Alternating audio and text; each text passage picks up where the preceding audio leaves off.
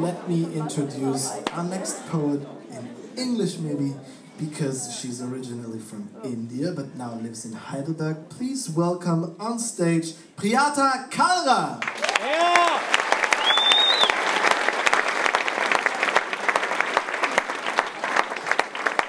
If I order rooms of average German size, everything is true.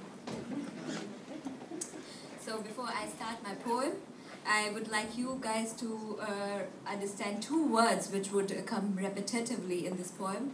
One is called Takuma. It is an Indian word to address a grandmother. So, große Mutter in Deutsch? Yeah, good. And the second one is sari. It's a very beautiful attire which some of the Indian women wear, but I'm not here to talk about it, but if anybody is interested, I can always tell about it. And this poem is in memory of my grandmother who died a few years back, and yeah, it's a memory, yeah, and it's named Photograph. When I was 6, tears arrived much too early.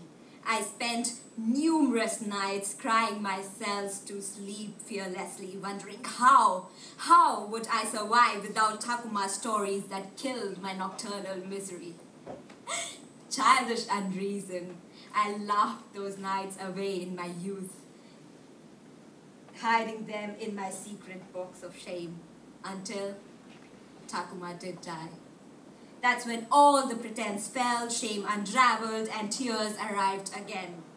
We don't talk these days, Takuma. You sit, but you don't speak. Most days you pierce me with your unseeing eyes. My tears dry in starchy breeze as stain on her glass sari. I wince. She smiles.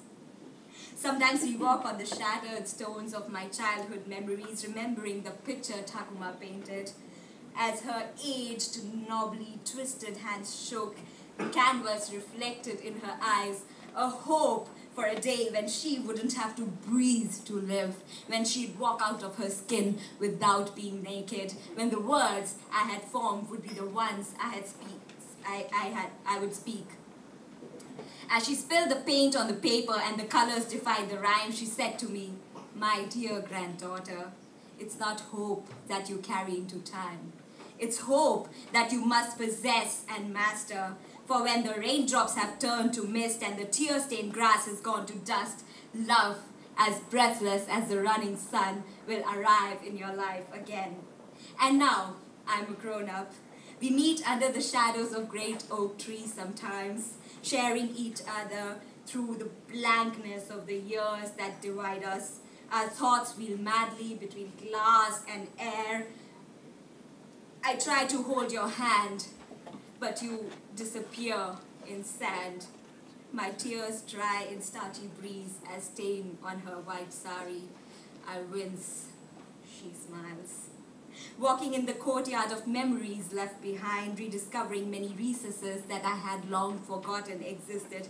On quiet nights, when the crickets are silent, I remember watching fireflies of Takuma and me in the moonlit library.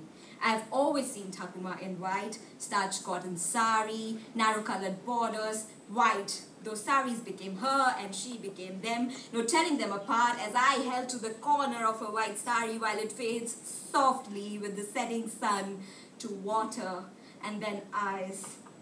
A part of me always wishes I was there besides her to watch her peacefully visage into the cool, cool moonlight. But then I realize she's right here besides me.